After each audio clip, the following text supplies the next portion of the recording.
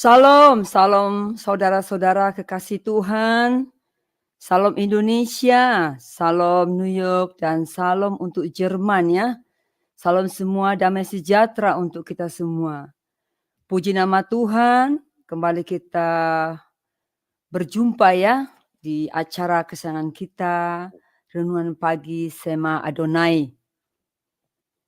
Baik, mari kita membuka renungan pagi kita ini di dalam nama Bapa, Anak, dan Roh Kudus.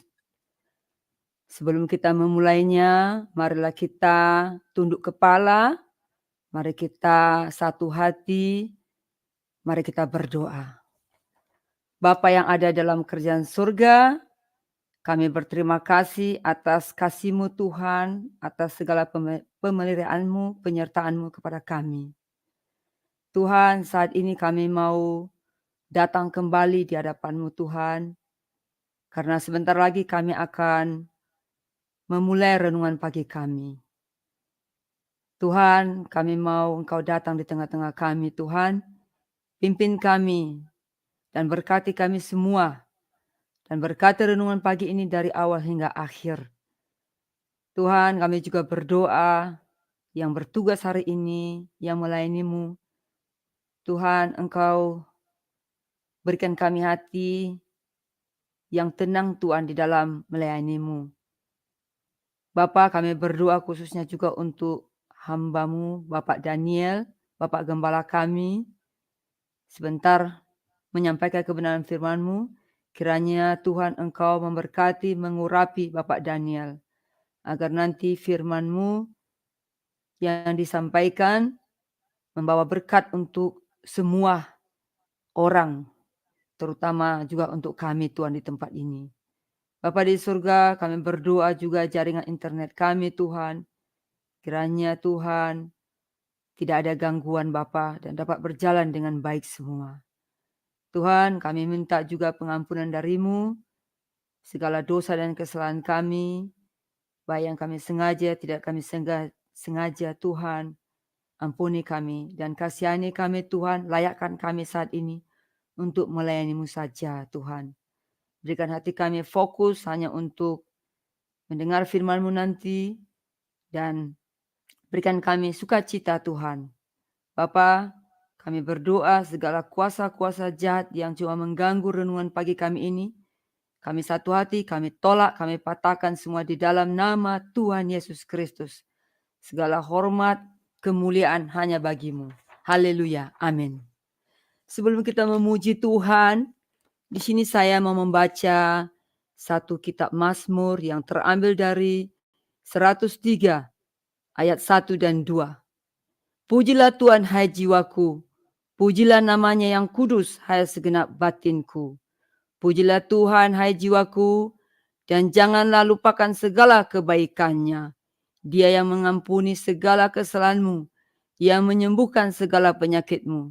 Dia menebus hidupmu dari lubang kubur, yang memahkotai engkau dengan kasih setia dan rahmat. Dia yang memuaskan hasratmu dengan kebaikan, sehingga masa mudamu menjadi baru seperti pada burung Raja Wali. Amin. Sebagai pujian pembukaan kita pada pagi hari ini, yang berjudul Rohmu yang Hidup, yang dibawakan oleh Ibu Murni, saya sendiri. Saya mohon maaf dulu karena saya tidak bisa live untuk main gitar karena waktu di Jerman saya adalah waktu tengah malam ya. Jadi agak nanti tetangga-tetangga terganggu. Dari itu kita mendengar rekaman video dari saya. Dipersilakan.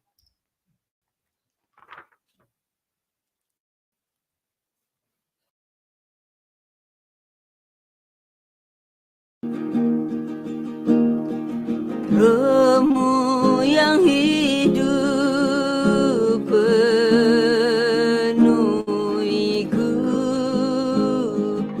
mengalir dalamku.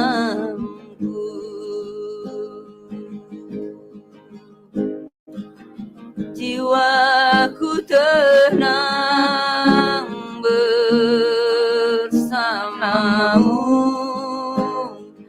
dalam naunganmu.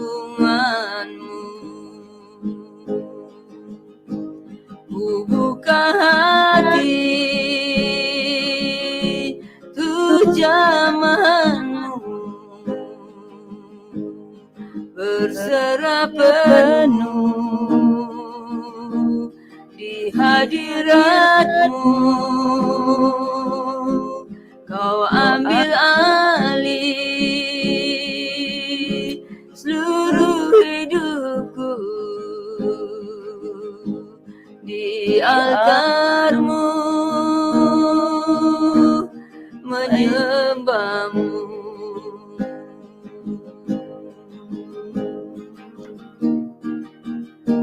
Ya Tuhan, terima kasih Bapa. Roh-Mu yang kudus pulihkanku, Engkaulah damaiku. Hanya padamu tempat kami mengadu. Hidup oleh anugerah-Mu yang menyertaiku. Ku buka hati tuh jamahanmu, berserah penuh di hadirat-Mu. Kau ambil alih seluruh hidupku di altar-Mu, menyembah-Mu.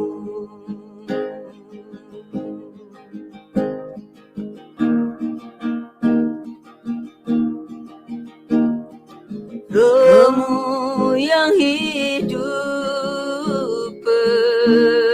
penuhiku,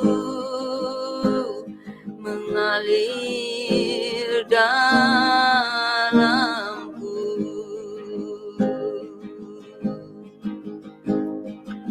Jiwaku tenang bersama-Mu dalam naungan-Mu.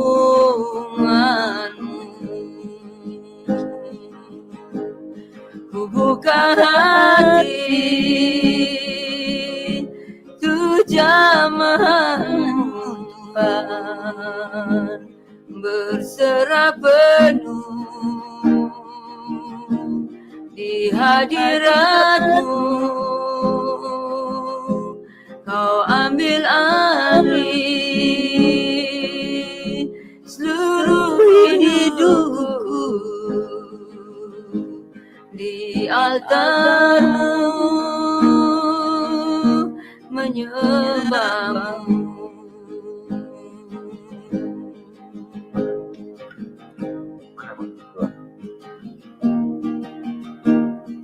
Roh-Mu yang kudus pulihkanku, Engkaulah damaiku.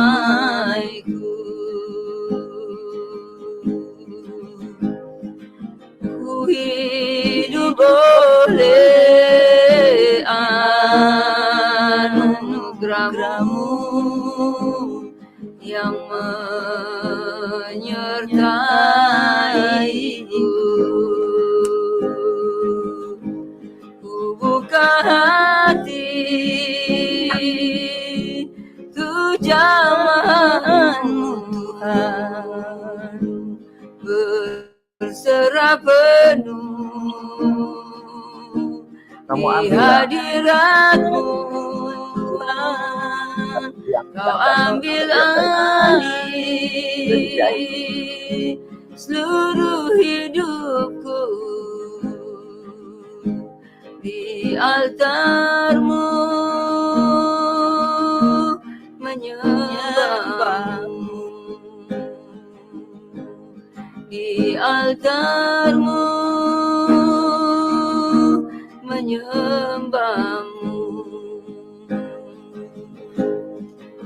Amin. Amin, amin. Puji Tuhan ya, pujian ini ya. Roh Tuhan itu hidup ya. Roh Tuhan itu yang bisa memberikan kita damai sejahtera dan ketenangan jiwa. Marilah kita serahkan hidup kita ke dalam tangannya. Karena roh Tuhan itu kalau kita miliki, kita ada ketenangan jiwa, ketenangan pikiran, dan ada sukacita. Baiklah, dari itu, mari kita siapkan hati kita untuk mendengar kebenaran firman Tuhan yang dibawakan oleh Bapak Gembala kita, Pak Daniel Palungan, yang bertema belajar dari sejarah. Jadi ini sudah part ketiga ya. Baik, mari kita siapkan hati dan jika ada yang penting-penting pesan Tuhan dicatat ya, saudara-saudari. Baik, dipersilakan Pak Daniel. Mari kita tunduk kepala, kita berdoa. Bapa, terima kasih kami bisa tidur beristirahat dengan nyenyak dan kami bangun dengan tubuh yang sehat segar. Kami sungguh bersyukur untuk pemeliharaan Tuhan dalam hidup kami. Dari saat ke saat Tuhan tidak pernah meninggalkan kami.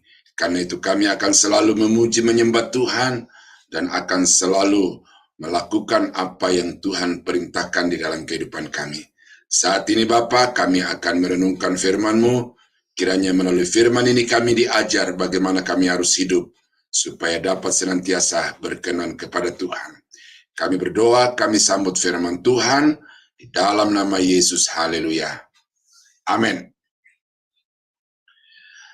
Nah, saudara-saudara yang dikasihi Tuhan, sudah terpatri secara boleh dibilang permanen, secara kuat, sangat kuat di dalam kehidupan banyak orang,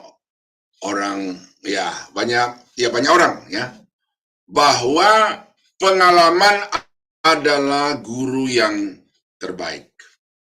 Lama saya pegang pandangan itu, pengalaman adalah guru yang terbaik. Setelah saya analisa, ternyata pengalaman itu guru yang malas. Karena kita baru sadar kalau kita kebut-kebutan di jalan itu rupanya resikonya masuk got, resikonya nabrak pohon. Guru yang sangat mahal harganya. Karena ketika kita habis kebut-kebutan, nabrak pohon, masuk got itu, kaki patah-patah, dibawa ke rumah sakit, biaya sangat mahal. Jadi, dulu saya kagum dengan guru pengalaman, tetapi sekarang saya tetap dijadikan sebagai guru, namun guru yang tidak terbaik lagi. Bagi saya, guru yang terbaik itu adalah hikmat. Dan itu saudara baca di dalam Amsal, di dalam Alkitab, ya. Hikmat itu hadir sebelum kelas dimulai. Dia mengajar kita hati-hati di jalan. Kalau keluar rumah, kunci pintu. Hati-hati semua lampu-lampu dimatikan karena bisa terjadi. Nah, guru hikmat itu murah. Kita tidak perlu bayar rumah sakit puluhan juta karena patah-patah. Tetapi kita diingatkan di awal, jalan di jalan raya itu hati-hati, waspada senantiasa. Nah, jadi hikmat itu adalah guru yang terbaik. Nah, guru yang terbaik ini kemudian mengajarkan kepada saya bahwa lihat pengalaman orang, lihat kegagalan orang, lihat kehidupan orang. Bahwa orang yang berhasil itu bukanlah orang yang tidak pernah gagal, orang yang tidak pernah jatuh, tetapi orang yang berhasil adalah orang yang ketika dia jatuh, dia berjuang untuk bangkit, mengulang lagi, dan tidak pernah kenal menyerah di dalam kehidupannya. Mengajarkan bahwa kegagalan ini disebabkan itu, kejatuhan ini disebabkan itu. Karena itu jangan sampai melakukan hal-hal yang membuat orang itu jatuh hancur di dalam kehidupannya. Nah, itu sebabnya saudara, maka napatilas kehidupan bangsa Israel ini merupakan sesuatu pelajaran yang sangat berharga bagi saya, dan karena itu saya sampaikan kepada jemaat Tuhan untuk mari kita bersama-sama mempelajari apa yang membuat bangsa Israel itu harus beridar-idar di padang gurun selama 40 tahun, yang harusnya perjalanan itu dapat ditempuh di dalam hitungan minggu, bahkan paling lama itu hitungan bulan. Tentu ada faktor-faktor, tentu ada sebab, dan karena itu Tuhan membuat mereka beridar-idar di padang gurun selama 40 tahun itu. Dan dari bacaan kita Ulangan pasal 8 ayat 1 sampai ayat yang ke-20 ini, kita mendapat banyak pelajaran. Dan karena itu saya akan bacakan lagi di dalam Ulangan pasal 20 ayat yang kedua yang berkata, "Ingatlah kepada seluruh perjalanan yang kau lakukan atas kehendak Tuhan Allahmu selama 40 tahun dengan maksud seterusnya." Kita sudah renungkan bersama-sama itu, ya. Jadi, ada sebab yang membuat bangsa Israel itu tidak dipercepat atau tidak sesuai dengan waktu yang ditetapkan Tuhan untuk masuk ke tanah Kanaan, tetapi harus ditunda dulu 40 tahun kemudian dengan maksud yang jelas dari Tuhan. Nah, oleh karena itu saudara, maka ada tujuan yang Tuhan mau capai di dalam kehidupan bangsa Israel, sehingga mereka harus dibuat beridar-idar di padang gurun 40 tahun. Maksudnya adalah supaya mereka menjaga sikap hati. Ayat 11 sampai 16. "Hati-hatilah supaya jangan engkau melupakan Tuhan Allahmu dengan tidak berpegang pada perintah, peraturan, dan ketetapannya yang kusampaikan kepadamu pada hari ini. Dan supaya apabila engkau sudah makan dan kenyang, mendirikan rumah-rumah yang baik serta mendiaminya, dan apabila sapimu dan kambing dombamu bertambah banyak, dan emas serta perakmu bertambah banyak, dan segala yang ada padamu bertambah banyak, janganlah engkau tinggi hati sehingga engkau melupakan Tuhan Allah dan yang memimpin engkau melalui padang gurun yang besar dan dahsyat itu, dengan ular-ular yang ganas serta kalajengkingnya dan tanahnya yang gersang yang tidak ada air. Dia yang membuat air keluar bagimu dari gunung batu yang keras, dan yang di padang gurun memberi engkau makan mana yang tidak dikenal oleh nenek moyangmu, supaya direndahkannya hatimu dan dicobanya engkau hanya untuk berbuat baik kepadamu akhirnya." Nah, jadi tegar tengkuk. Ini faktor yang membuat Tuhan menunda dulu mereka memasuki tanah Kanaan itu, oleh karena bangsa ini bangsa yang tegar tengkuk, keras kepala, susah diatur. Karena keras kepalanya itu membuat Yosua menjadi kecut hati ketika tiba masanya dia ditunjuk Tuhan untuk mengambil alih kepemimpinan dari Musa, karena Musa tidak diperkenankan untuk membawa bangsa itu masuk ke tanah Kanaan. Yosua kenal betul karakter dari bangsa Israel yang 40 tahun bersama-sama berjalan di padang gurun itu. Bangsa yang maunya sendiri, yang kalau kemauannya itu turuti, maka tindakan akan segan untuk ketika mereka mengambil batu, semua serentak mengambil batu untuk memelontari Musa, Harun, Miriam, Yosua, dan Kaleb itu di dalam Bilangan pasal 14. Nah, jadi bangsa ini bangsa yang begitu keras kepala, termasuk menentang Tuhan. Dan karena itu, Tuhan membawa mereka beridar-idar, berputar-putar di padang gurun 40 tahun itu, supaya mereka menjadi orang yang rendah hati. Jadi Tuhan ini tidak kekurangan cara, tidak kekurangan akal, saudara. Kalau dihimbau tidak mau, diajari tidak mau, ditegur tidak mau, maka sekarang harus dipaksa.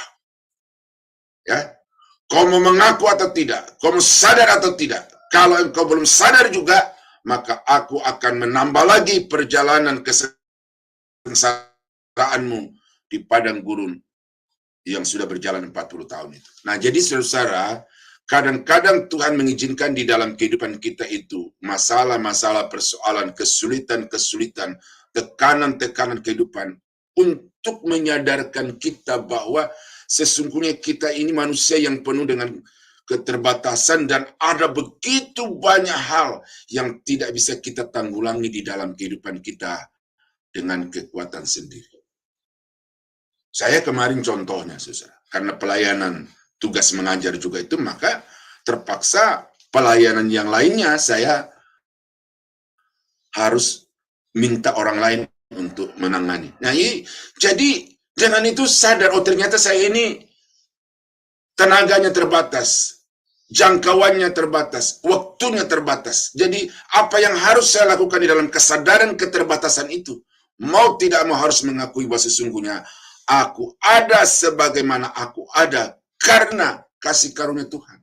Maka itulah yang Tuhan kehendaki, sesudah kita melintasi perjalanan hidup yang penuh dengan persoalan itu, kita sampai pada satu titik kita berdiri merenung, Tuhan, terima kasih karena Engkau membawa aku sampai di titik ini, dan semua perjalanan yang telah kulalui itu karena kuasa dan karena pertolongan Tuhan.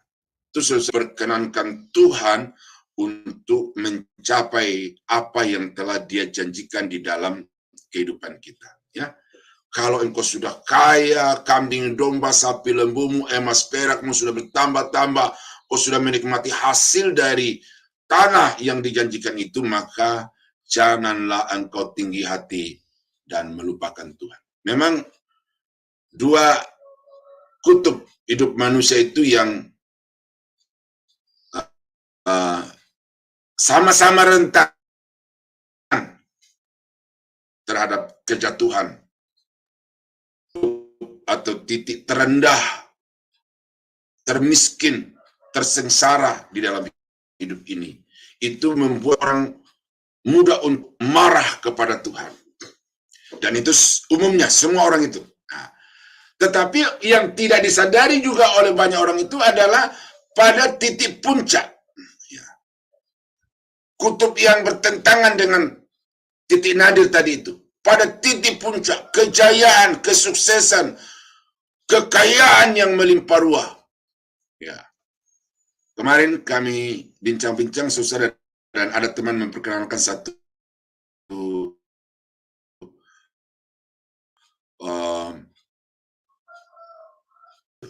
ada seorang yang punya kekayaan 106 triliun. Entah bagaimana caranya dia mendapatkan itu, tetapi dia punya kekayaan 106 triliun. Itu berapa, saudara itu? Saya nggak tahu itu, menghitungnya 106 triliun. Lalu orang itu kemudian masuk penjara. Jadi kekayaannya melimpah, dia semena-mena, dia sewenang-wenang masuk ke dalam penjara. Nah, jadi dipaksa oleh negara, dipaksa oleh pemerintah untuk harus lakukan yang benar, mencari nafkah dengan benar, mencari harta dengan benar. Jangan dengan cara-cara yang manipulatif, yang korup, yang merugikan, memperkaya diri sendiri dengan tidak memperdulikan aturan. Jadi sedang diproses oleh Tuhan untuk mengalami itu. Nah, karena itulah Bapak Ibu, maka kesuksesan, popularitas, kejayaan, kekayaan itu pada satu sisi berkat Tuhan, tetapi sisi yang lain, saudara mesti waspada, karena di sini ada peringatan kepada bangsa Israel. Kalau engkau sudah kaya raya, banyak kambing domba, sapi lembu, dan kemudian emas perakmu, hati-hatilah. Nah, karena itu di dalam Amsal pasal 30 ayat yang ke-7 sampai 9, di situ ada terapkan di dalam hidup saudara. Ya, bukan dihafalkan, tetapi prinsip dasar dari doa itu saudara mesti pahami dan terapkan di dalam hidup saudara. Dua hal aku mohon kepadamu, janganlah itu kau tolak sebelum aku mati, yakni jauhkanlah daripadaku kecurangan dan kebohongan. Nah, janganlah berikan kepadaku kemiskinan, ini yang saya katakan tadi itu, titik nadir yang sangat rentan untuk manusia jatuh dalam dosa, dan juga kekayaan, titik puncak yang kadang membuat orang lupa siapa dirinya. Ya, biarkanlah aku menikmati makanan yang menjadi bagianku, supaya kalau aku kenyang, aku tidak menyangkalmu dan berkata, siapa Tuhan itu? Ini ya, jadi kau sudah masuk ke tanah Kanaan, semua janji-janji Tuhan kau sudah nikmati dari tanah yang dijanjikan Tuhan itu, hati-hatilah. Ya, hati-hatilah. Seperti doa dari Amsal ini berkata, jangan engkau berikan kepadaku kekayaan, supaya kalau aku kenyang, aku menyangkalmu dan berkata, siapa Tuhan itu? Ya, atau kalau aku miskin, aku mencuri dan mencemarkan nama Allah. Nah, ini jadi Tuhan membawa bangsa Israel berputar-putar di padang gurun 40 tahun dengan berbagai masalah persoalan, termasuk di sini padang gurun yang luas, yang dahsyat, yang penuh dengan ancaman maut karena ular tedung, karena tidak ada air untuk diminum. Untuk apa? Untuk membuat bangsa itu secara tegas keras, kamu harus merendahkan hati di hadapan Tuhan. Nah, kalau kita melihat dua titik ini, saudara, saya teringat, ini baru terbayang muncul dalam pikiran saya itu, Ayub. Ayub ini adalah orang yang sukses di dalam kehidupannya, yang sukses di dalam pengiringannya kepada Tuhan.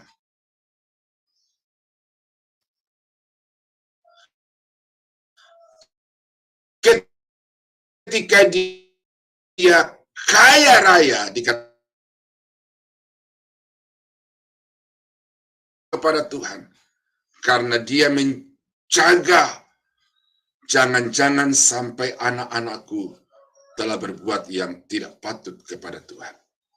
Ketika dia kaya seperti itu, dia ingat Tuhan, bahwa semua yang kumiliki adalah dari Tuhan. Karena itu di puncak-puncak kekayaannya, dia menyembah Tuhan. Dibuat Tuhan, diizinkan iblis itu mengerjain Ayub, menggocok Ayub, sehingga hilang semua yang dia miliki, termasuk anak-anak, bahkan istrinya menyangkal Tuhannya. Ya, dalam keadaan yang sampai pada titik nadir itu, kesehatannya juga dikuras habis oleh iblis. Tetapi dikatakan dalam hal itu, Ayub tidak menuduh Tuhan yang bukan-bukan dan tidak berdosa dengan bibirnya.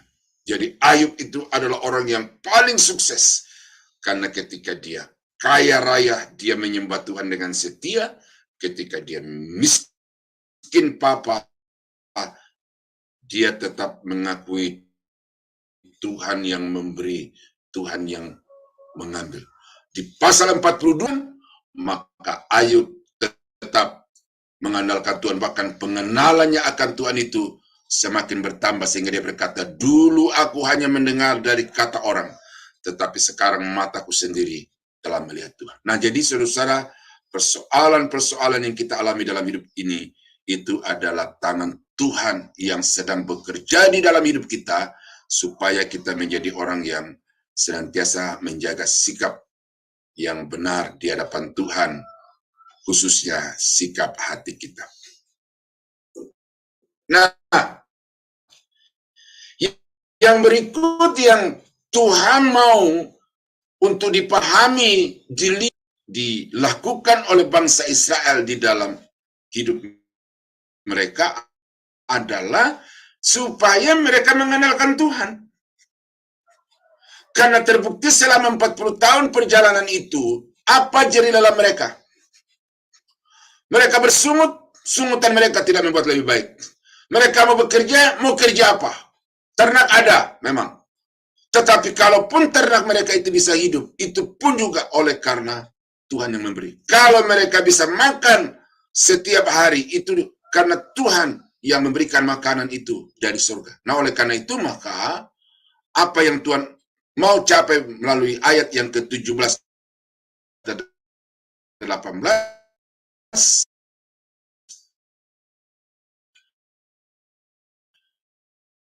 maka jangan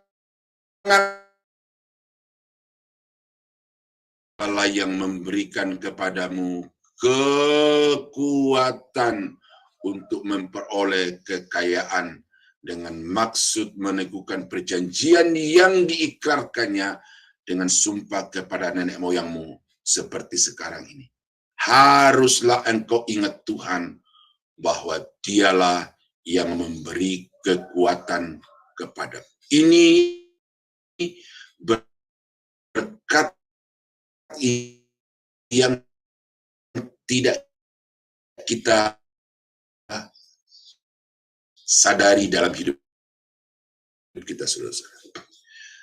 Kadang kita bersama, jabatan yang sama, tetapi kekayaannya lebih bertambah. Lalu kita marah kepada Tuhan. Sadarkah saudara bahwa berkat Tuhan itu bukan hanya jabatan, bukan hanya nominal kekayaan, tetapi berkat Tuhan itu adalah kekuatan. Ketika saya membesuk jemaat saya di rumah sakit hari Minggu itu, itu saya masuk dalam satu ruangan yang cukup besar. Di situ, kalau tidak 8, ya ada 10 orang. Diceritakan oleh istri dari ini sakit ini, ada pengantin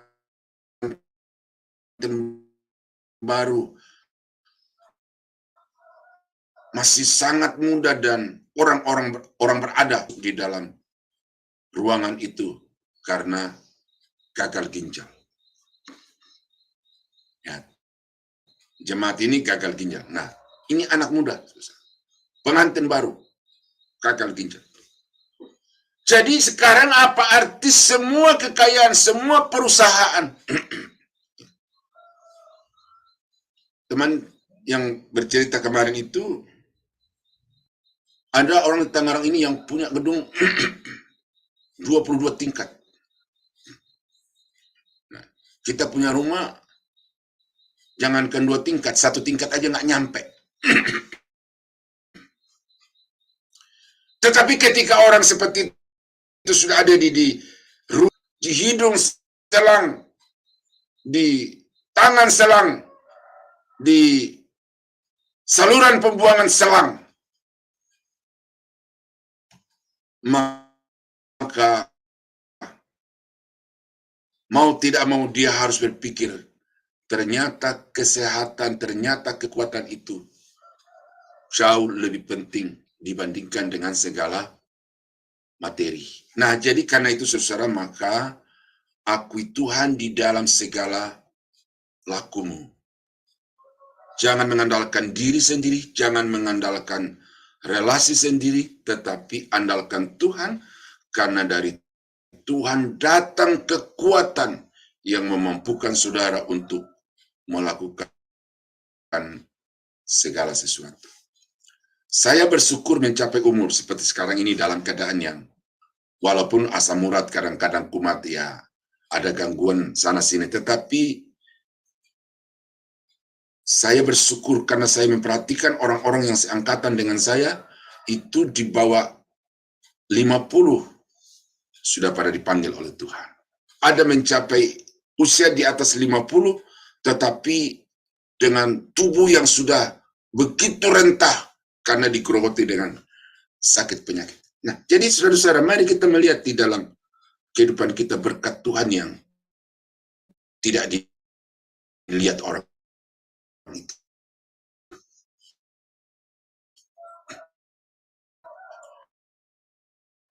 Yesaya pasal 31 ayat yang mengandalkan kuda-kuda, yang percaya kepada keretanya yang begitu banyak, dan kepada pasukan berkuda yang begitu besar jumlahnya, tetapi tidak memandang kepada yang Maha Kudus Allah Israel dan tidak mencari Tuhan. Ya, celakalah orang yang mengandalkan kekuatan kereta, kekuatan kuda. Akan tetapi dia yang bijaksana ia akan bangkit melawan kaum penjahat dan melawan bala bantuan orang-orang lalim. Sebab orang Mesir adalah manusia, bukan Allah, dan kuda-kuda mereka adalah makhluk yang lemah, bukan roh yang berkuasa. Apabila Tuhan mengacungkan tangannya, tergelincirlah yang membantu dan jatuhlah yang dibantu, dan mereka sekaliannya habis binasa. Nah, jadi saudara-saudara, ini satu pernyataan yang tegas oleh karena bangsa Israel itu kalau mengalami satu masalah atau ada konflik dengan bangsa-bangsa lain, maka mudah sekali untuk menjalin koalisi yang dianggap sanggup untuk memberi pertolongan, termasuk Mesir yang punya senjata yang mutakhir pada zaman itu. Nah, ini saya baca satu ayat lagi dari Mazmur 33 ayat yang ke-17. Ini ketika dibacakan oleh Pak Daniel Rukris kemarin itu, saya terfokus kepada ayat ini. Mazmur 33 ayat 17. Ya. Kuda adalah harapan sia-sia untuk mencapai kemenangan, yang sekalipun besar ketangkasannya tidak dapat keluputan. Nah, karena itu Yesaya juga berkata, celakalah orang yang pergi Mesir untuk minta pertolongan mengandalkan kuda-kuda itu, karena kuda adalah harapan sia-sia menurut pemazmur. Jadi antara Yesaya dan pemazmur ini sama ini. Untuk apa mengandalkan kuda? Untuk apa mengandalkan tentara? Untuk apa mengandalkan orang lain? Karena siapapun yang kau andalkan, kalau Tuhan ada berseberangan dengan dirimu, maka dikatakan yang ditolong itu akan tergelincir, dan yang menolong itu akan tergelincir, dan yang ditolong itu juga akan jatuh. Dua-duanya akan menjadi korban dari kedahsyatan kuasa Tuhan. Itu sebabnya maka jangan lupakan Tuhan. Andalkan Tuhan. Ya. Akuilah dia di dalam segala lakumu, kata Sulaiman, orang yang paling pintar, orang yang paling kaya. Tetapi kemudian dia berkata, akui Tuhan di dalam segala laku. Amsal 10 ayat 22. Berkat Tuhanlah yang menjadikan kaya. Susah payah tidak akan menambahinya. Ya, bukan berarti kita tidak boleh bekerja, tidak, itu harus, tetapi bahwa keberhasilan dari semua yang kita rencanakan, kita harapkan dan cita-citakan itu hanya akan menjadi nyata apabila kita mengandalkan Tuhan, melibatkan Tuhan di dalam semua yang kita kerjakan. Nah, itu tujuan yang ke-9. Kenapa Tuhan membawa bangsa Israel beridar-idar di padang gurun 40 tahun lamanya? supaya mereka diajar bahwa Tuhan itu satu-satunya yang dapat diandalkan untuk menjalani hidup ini. Dan sudah terbukti selama 40 tahun perjalanan bangsa Israel itu, apapun kesusahan yang bangsa Israel hadapi, ketika mereka berseru minta pertolongan Tuhan, maka Tuhan terusnya itu, ya, sudah dikatakan di ayat-ayat di atas, ketika sedang haus-hausnya itu dan mereka sudah marah-marah kepada Musa, pada saat itu Tuhan turun tangan dan mengeluarkan bagi mereka air dari batu karang. Jadi, jadilah orang Kristen yang senantiasa mengandalkan Tuhan. Dan yang terakhir yang saya temukan dari Ulangan pasal 8 ayat 1-20 tentang tujuan Tuhan membawa bangsa Israel beridar-idar di padang gurun itu adalah supaya bangsa Israel setia kepada Tuhan. Ya, saya bacakan ayat. Tetapi jika engkau sama sekali melupakan Tuhan Allahmu dan mengikuti Allah lain, seperti bangsa-bangsa yang dibinasakan Tuhan di hadapanmu, kamu pun akan binasa, sebab kamu tidak mau mendengarkan suara Tuhan Allahmu. Nah, jadi Tuhan mau supaya bangsa itu setia kepadanya. Sudah terbukti bahwa ilah-ilah yang disembah oleh bangsa Israel, bahwa ilah-ilah yang disembah oleh bangsa-bangsa di sekitarnya itu tidak berdaya di hadapan Tuhan. Oleh karena itu, jaga komitmen, jaga kesetiaan kepada Tuhan. Jangan berpikir, jangan berbalik kepada ilah-ilah yang lain, tetapi tetap setia kepada Tuhan, karena pengharapan kepada Tuhan itu tidak pernah menjadi sia-sia. Apa yang Dia janjikan, apa yang kita pohonkan kepadanya, itu Dia akan wujudkan di dalam kehidupan kita.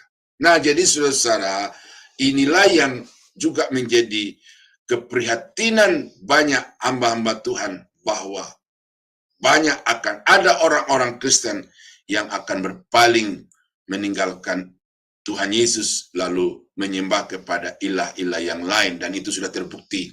Yang namanya kelompok mualaf itu terjadi di Indonesia di banyak tempat, ya. Secara kuantiti saya tidak bisa memberikan datanya antara yang murtad dari nyatanya adalah bahwa ada banyak orang-orang Kristen yang oleh karena hal-hal tertentu maka mereka meninggalkan Tuhan, ya.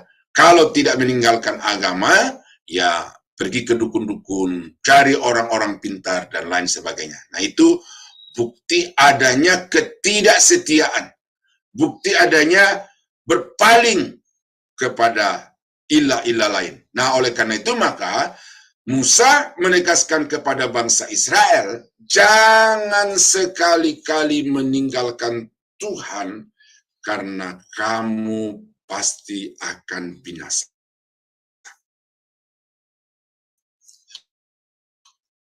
Sudah terbukti 40 tahun ini bagaimana Tuhan bertindak begitu keras, tegas, sesuai dengan kuasa dan tidak. Nah, di dalam Yosua, saudara, kita belajar dua tokoh yang diperkenankan masuk ke tanah Kanaan itu. Ternyata apa yang membuat mereka bisa masuk tanah Kanaan sementara semua generasi yang lahir di Mesir itu dilenyapkan Tuhan di padang gurun dan tidak satu pun yang masuk ke tanah Kanaan kecuali Yosua dan Kaleb. Saya pelajari itu, saudara, dan ini saya temukan di sini, ya. Yosua pasal 24 ayat 15. Ibadah kepada Tuhan akan beribadah. Allah yang kepadanya nenek moyangmu beribadah di seberang sungai Efrat, atau Allah orang Amori yang negerinya kamu diami ini, tetapi aku dan seisi rumahku, kami akan beribadah kepada Tuhan. Yosua berkata kepada bangsa Israel, terserah kamu. Mau setia kepada Tuhan atau berpaling kepada ilah-ilah lain, itu urusan kamu. Tetapi aku, keluargaku, kami semua akan tetap beribadah kepada Tuhan. Ini faktor yang Yosua itu diperkenankan Tuhan. Salah satu faktor yang membuat Yosua diperkenankan Tuhan masuk ke tanah Kanaan adalah bahwa Yosua itu berkomitmen di dalam dirinya bahwa hanya kepada Tuhan, ya Yahweh, hanya kepada Yahweh kami akan berbakti, kami akan beribadah, kami akan sujud menyembah. Karena itu Yosua diperkenankan Tuhan masuk tanah Kanaan. Nah, Yosua pasal 14 ayat 9 ini Kaleb. Pada waktu itu Musa bersumpah katanya, sesungguhnya tanah yang diinjak oleh kakimu itu akan menjadi milik pusakamu dan anak-anakmu sampai selama-lamanya, sebab engkau tetap. Kata tetap itu berarti ada keberlangsungan. Ya, dari segi stabilnya mungkin ada pasang surut, tetapi dan di sini adalah Musa, ya, Allahnya Musa itu, engkau tetap mengikuti Tuhan Allahku dengan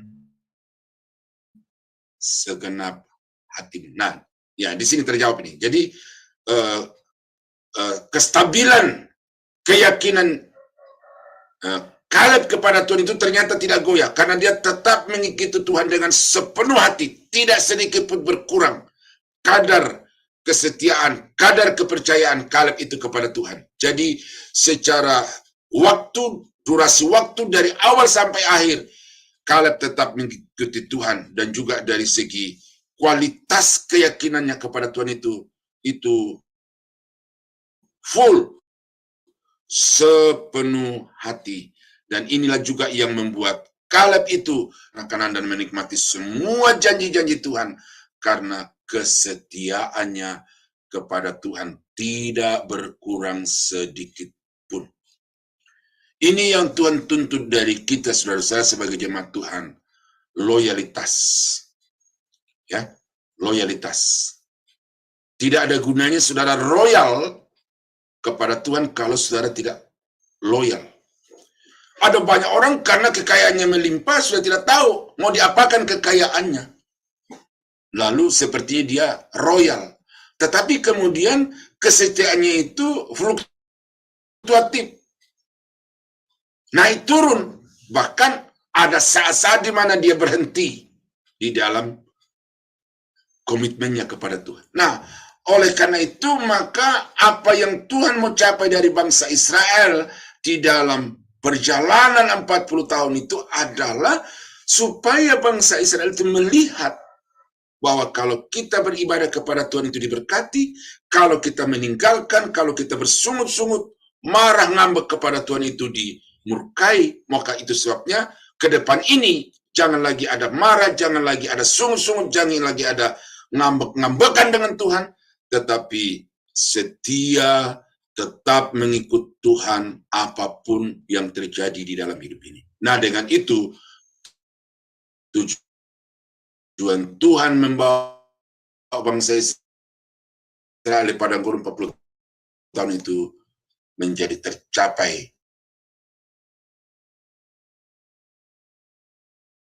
Tuhan, inilah pelajaran jalanan bangsa Israel di padang gurun itu, dan saya temukan pelajaran-pelajaran yang sangat berharga ini.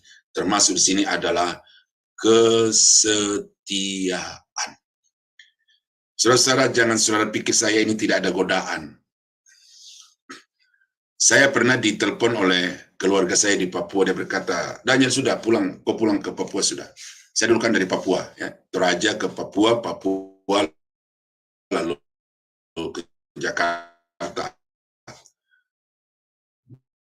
Kau sudah pulang sudah ke Papua. Kau Papua tinggal terima kunci. Tidak perlu susah-susah cari. Tergoda, saudara-saudara. Siapa yang tidak tergoda? Apalagi kota itu kota dekat Tembagapura, kota tambang emas itu.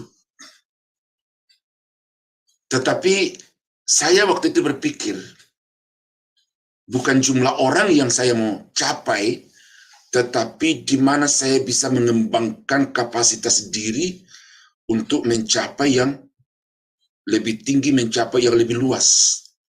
Kalau seandainya waktu itu saya menerima tawaran itu, saudara, mungkin saya tidak akan mencapai tingkat pendidikan seperti sekarang ini. Ya, jadi dari jari dan mati satu lagi, berkurang satu lagi di awal tahun 2024 ini. Ya, ini bukan berarti tidak ada gangguan di dalam pemikiran saya. Ada, saudara, tetapi saya mau belajar setia kepada Tuhan. Ya, saya mau mengajarkan kepada diri saya bahwa sebagai seorang pendeta, jangan sekali-sekali menjadikan standar bisnismen itu menjadi standar keberhasilan seorang pendeta. Itu saya berkata kepada diri saya, karena sudah banyak pendeta-pendeta yang tanpa sadar terjebak di dalam perangkap iblis oleh karena menjadikan standar bisnismen sebagai standar kesuksesan seorang pendeta. Pendeta sekarang ini berlomba-lomba untuk mencari kekayaan, berlomba-lomba untuk memperbanyak fasilitas, berlomba-lomba untuk mempermewah ruang-ruang ibadah mereka. Ya, tetapi bagi saya itu adalah barang-barang mati yang Tuhan sudah janjikan akan dicukupkan dalam hidup saya. Karena itu saya berjuang bagaimana meningkatkan kualitas iman jemaat, bagaimana memperbanyak pelayan-pelayan Tuhan, ya, multifikasi pemimpin-pemimpin gereja masa depan. Ini yang saya sedang pergumulkan, dan saya bersyukur walaupun saya ada di tengah-tengah kampung sawah yang dikelilingi oleh semua orang Muslim, tetapi dari tempat ini saya bisa melakukan sesuatu yang menurut saya itu penjangkauannya lebih luas, dan diri saya sendiri dapat meningkat secara kualitas. Nah, jadi saudara, karena itu setialah kepada Tuhan. Oh ya, satu lagi dulu, saudara. Saya pernah ditawari juga oleh satu jemaat yang saya layani persekutuan doa di daerah Pamulang. Ada rumah, datang ke sana, melayani sana. Saya layani jemaat itu, haleluya, saudara. Itu menangis gitu, menangis. Ya. Jadi saya merasakan kasih jemaat itu, yang walaupun waktu itu dihitung dengan jari, tetapi mereka begitu sayang. Lalu karena itu saya sudah pantek diri saya, bahwa saya akan melayani di sini sampai akhir hidup saya, dan tetap saya melayani di luar sebagai sesuatu penjangkauan yang lebih luas. Nah, jadi saudara, setia kepada Tuhan, ya. Jangan ukur dirimu dengan orang lain, jangan jadikan kekayaan sebagai satu standar hidup yang berkenan kepada Tuhan, tetapi loyal baru royal, ya. Dan dengan itu saudara akan semakin diperkenankan Tuhan. Tuhan Yesus memberkati Bapak Ibu. Mari kita tunduk kepala kita berdoa. Bapa di surga, terima kasih kami sudah merenungkan firman-Mu, bagaimana pelajaran yang sangat berharga dari perjalanan hidup bangsa Israel. Mereka gagal, dan gagal lagi. Tetapi kegagalan mereka itu sudah menjadi berkat yang luar biasa bagi kami pada hari ini. Karena itu tolong kami Bapa, supaya kegagalan bangsa Israel itu menjadi keberhasilan kami dengan tidak mengikuti pola hidup mereka yang menentang Tuhan. Tetapi kami mau menjadi orang-orang percaya yang senantiasa dengan setia melakukan apa yang Kau perintahkan kepada kami. Kami berdoa berterima kasih di dalam nama Yesus Tuhan dan Juru Selamat kami. Haleluya. Amin. Nah, puji Tuhan Bapak Ibu, saya kembalikan kepada Ibu Murni.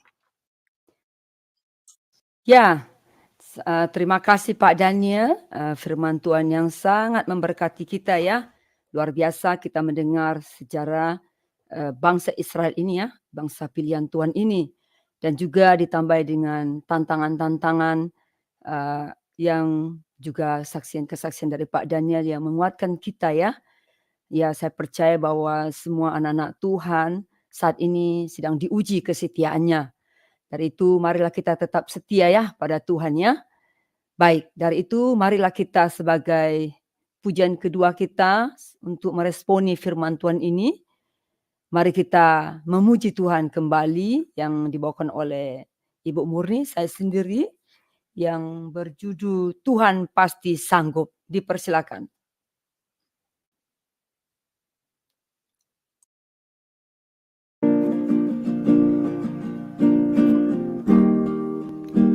Kuatkanlah hatimu,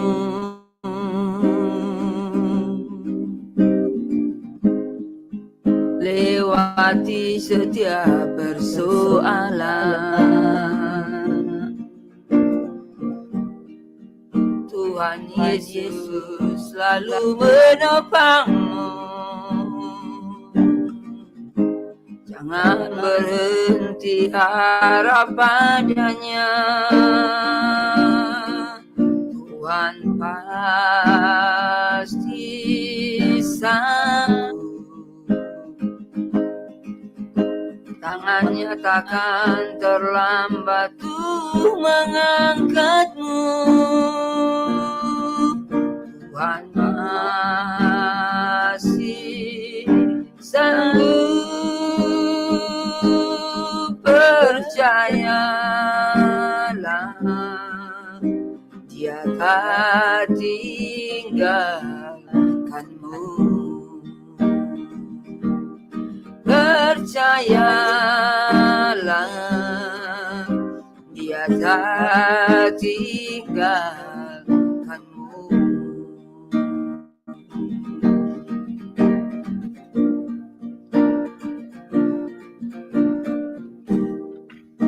Kuatkanlah hatimu,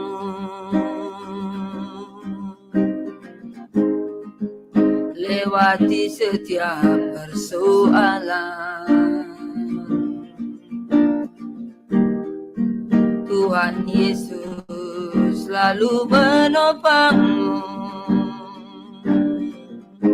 Jangan berhenti harap padanya. Tuhan pasti sanggup.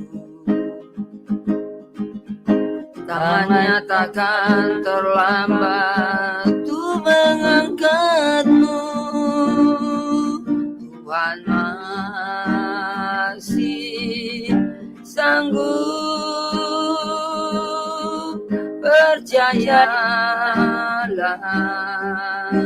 Dia tak tinggalkanmu. Percayalah, Dia tak tinggalkanmu. Percayalah, Dia tak tinggalkanmu. Amin, amin. Amin, amin. Puji nama Tuhan. Ya, mari kita menguatkan hati kita ya. Apapun persoalan kita yang kita hadapi saat ini, dimanapun ibu bapa berada saat ini, mari kita kuatkan hati kita bahwa kita percaya bahwa Tuhan ada bersama kita. Bahwa Tuhan Yesus itu menyertai kita. Tuhan memberkati kita. Jadi kita tidak perlu takut ya untuk menghadapi persoalan-persoalan hidup ini ya. Bahwa kita tahu masih ada tangan Tuhan yang bisa mengangkat kita. Walaupun kita rendah tapi Tuhan bisa mengangkat kita jadi tinggi. Jadi percayalah. Benar firman, benarlah pujian ini.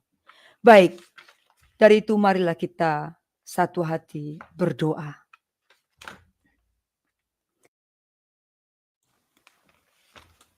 Bapa yang ada dalam kerajaan surga, kami bersyukur Tuhan dan berterima kasih atas penyertaan-Mu Tuhan sepanjang renungan pagi kami ini. Kami bersyukur dan berterima kasih untuk firman-Mu ini Tuhan. Kami banyak mendengar saat ini tentang bangsa pilihan-Mu ini. Bangsa yang tidak setia, bangsa yang menentang perintah-Mu. Yang walaupun sesungguhnya Engkau sangat mengasihi bangsa ini Tuhan. Bahkan Engkau pilih jadi bangsa kesayangan-Mu. Tapi Tuhan, bahkan Engkau berikan juga mujizat di depan mata mereka. Namun mereka tidak setia dan mengeraskan hati mereka untuk tidak mengikuti Tuhan. Oh Tuhan, saat ini kami mendengar firman ini. Kami mohon belas kasihan Tuhan. Tolong berikan kami hati tidak seperti bangsa pilihan-Mu ini. Untuk kami mau dibentuk, untuk kami mau bisa dirubah Tuhan oleh-Mu sendiri. Berikan kami hati yang lemah lembut, hati yang mau diajar dan diatur Tuhan. Hati yang sungguh-sungguh mengasihi-Mu Tuhan. Agar hidup ini berguna Tuhan. Agar hidup ini kami persembahkan dalam tangan-Mu saja Tuhan. Baik yang kami kerjakan sehari-hari Tuhan. Biarlah segalanya sesuai dengan firman-Mu. Ajar kami untuk takut kepada-Mu Tuhan. Dan berikan kami kerendahan hati. Berikan kami kepekaan mendengar suara-Mu Tuhan. Agar suara-Mu itu dapat membimbing kami. Mendapat kehidupan yang layak untuk-Mu Tuhan. Dan menyenangkan hati-Mu Bapa. Bapa yang baik, kami juga mengucap syukur terima kasih Tuhan untuk Bapak Gembala kami. Bapak Daniel yang telah Engkau kirimkan di tengah-tengah kami. Kami mengucap syukur Engkau telah memberikan Bapak Gembala ini kepada kami Tuhan. Tuhan kami berdoa berkati Bapak Gembala Daniel. Urapi dia Tuhan dan berikan dia terus hikmat yang bertambah-tambah. Agar setiap firman yang nanti disampaikan menjadi berkat untuk semua orang Tuhan. Dan banyak jiwa kembali kepadamu. Berkati juga pelayanan Bapak Daniel. Berkati keluarganya Tuhan. Engkau yang memenuhi segala kebutuhan mereka Tuhan. Terutama kesehatan Pak Daniel. Kami serahkan dalam tangan Tuhan. Engkau berkati, Engkau berikan dia kesehatan yang baik Tuhan. Agar dapat menjalankan misi untuk menyampaikan kebenaran firman ini di seluruh dunia Tuhan. Bapak kami berdoa juga Tuhan untuk Sema Adonai. Kiranya Engkau memberkati Sema Adonai ini menjadi alat perpanjang tangan-Mu Tuhan. Berikan kami unity di dalam melayani-Mu Bapa. Berikan kami hati dan roh yang menyala-menyala dalam melayani Tuhan. Jauhkan kami dari segala kemalasan. Jauhkan kami dari segala bersungut-sungut Tuhan. Tapi berikan kami hati yang bersukacita dalam melayani-Mu Bapa. Terima kasih Tuhan, sebentar lagi kami berpisah. Roh-Mu lah yang memimpin kami sepanjang hari ini dan sepanjang hidup kami. Di dalam nama Tuhan Yesus kami berdoa dan mengucap syukur. Haleluya. Amin. Baik. Kekasih-kekasih Tuhan, di sini saya mau mengumumkan bahwa tiap hari Senin dan hari Sabtu, tim Sema Adonai mengadakan doa syafaat. Jika saudara-saudara memerlukan dukungan doa, jangan segan-segan untuk memberitahukan kepada kami. Atau naik ke Zoom Sema Adonai dan nanti bersama-sama dengan kami berdoa. Seperti biasanya doa syafaat nantinya tidak di-live-kan. Harap dimaklumi ya. Baik, saudara-saudara kekasih, sebelum kita mengakhiri renungan pagi kita, marilah kita menerima berkat yang dibawakan oleh Bapak Gembala kita, Bapak Daniel Palungan. Dipersilakan Pak Daniel. Bapa di surga, terima kasih untuk pimpinan Tuhan dalam renungan pagi Sema Adonai hari ini. Dari awal sampai akhir kami diberkati Tuhan melalui puji-pujian yang sangat menguatkan, dan terima kasih juga untuk firman-Mu yang boleh mengarahkan kami untuk dapat hidup senantiasa berkenan kepada Tuhan. Sebentar kami akan mengakhiri renungan ini dan kami semua akan kembali kepada aktivitas kami yang beristirahat. Kiranya Tuhan Kau pagari dengan malaikat-Mu yang berpasukan dari surga, supaya mereka dapat beristirahat dengan tenang. Yang bekerja, Tuhan juga sertai, Engkau kuatkan dan tuntun senantiasa dengan hikmat-Mu, supaya apa yang dikerjakan dapat berhasil. Berikan kepada kami semua kekuatan kesehatan, dan dengan itu kami dapat dengan leluasa melakukan apa yang menjadi tugas tanggung jawab kami, sesuai dengan kasih karunia Tuhan. Terima kasih Bapa. Kami akhiri renungan pagi Sema Adonai hari ini di dalam nama Yesus Tuhan dan Juru Selamat kami. Sidang jemaat yang dikasihi Tuhan, kiranya anugerah dari Allah Bapa di dalam surga, damai sejahtera dari Tuhan kita Yesus Kristus, serta persekutuan kuat kuasa Roh Kudus, kiranya menyertai kita sekalian dari sekarang sampai selama-lamanya. Dalam nama Yesus, kami akhiri renungan pagi Sema Adonai hari ini. Haleluya. Amin. Amin, amin, amin. Terima kasih Pak Daniel ya firman-Nya. Saudara-saudara kekasih Tuhan, dengan berakhirnya doa blessing, doa berkat ini, maka berakhir pula lah renungan pagi kita. Sampai jumpa besok pagi ya. Semua hadir, kami undangnya. Salam, Tuhan Yesus memberkati.